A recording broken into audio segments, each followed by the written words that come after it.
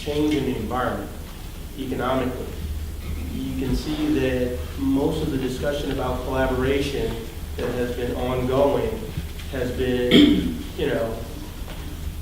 not to put too fine of a point on it, somewhat fluffy. So when we get to this element of having a discussion about collaboration to either sustain or move forward, we really haven't had some fundamental conversations about how relationships in the county have existed historically and the ways in which those historic relationships still shape the patterns of things that are currently going on. Identifying where collaboration is happening despite that archetypical framework and using that collaboration to then change that archetypical framework. It's almost like you have to prove that it works in order to change the bubble that is defining that the way trust gets built is by actions consistently applied over time. So the collaborators say, we're going to do this, they actually do it. And unfortunately, we're often a victim of the process where a grant notice goes out and you're given 30 days.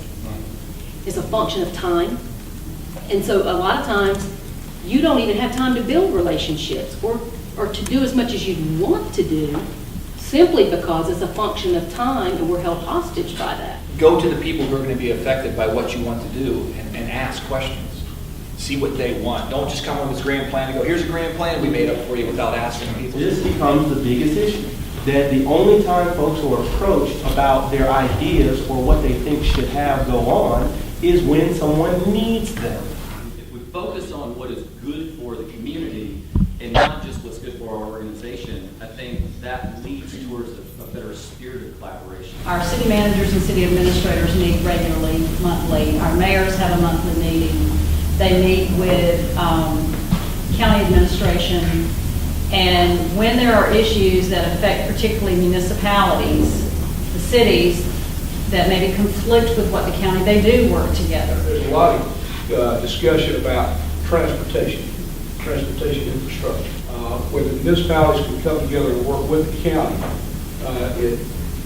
it can really set the stage for some solutions. How can we compete globally if we can't collaborate locally?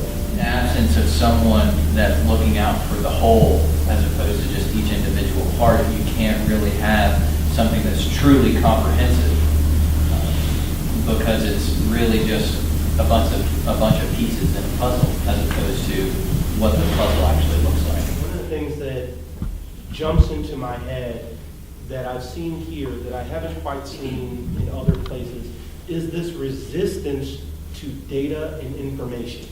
You can't get a comprehensive picture if you only know your particular piece of the pie. And there is no way to create a community of people who can bring information to the table or different perspectives if the data itself is being blocked at every turn in terms of people wanting to access it to learn more. The basic level is just talking to our neighbors and kind of creating those common bonds at a very grassroots level so that when people do come to the table, there's momentum behind it, there's some force behind it.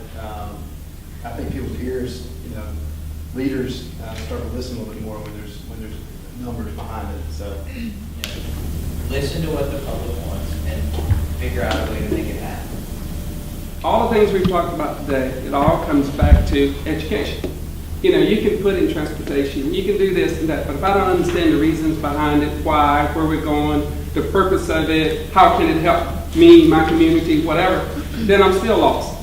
You can have the world's greatest transportation system, but if I don't understand how to get there and use it, or why it's there, it's not going to do any good. The county, the municipalities, if there's a way to share some of those goals and plans, it can identify ways where collaboration, cooperation can occur.